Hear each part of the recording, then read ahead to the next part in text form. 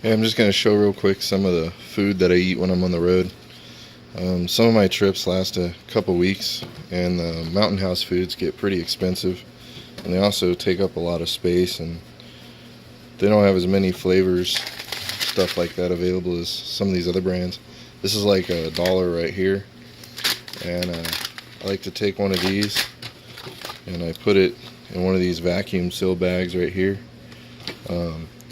If you get the bags and they say that you can do sous vide or whatever that is, you can put boiling water in the bag just like a Mountain House, and I put them inside this anti-gravity koozie thing, let them sit with the boiling water for about 20 minutes, then I eat it. You can also make them with ramen, mashed potatoes, stuff like that. Saves a lot of money and it's a lot better. Thanks.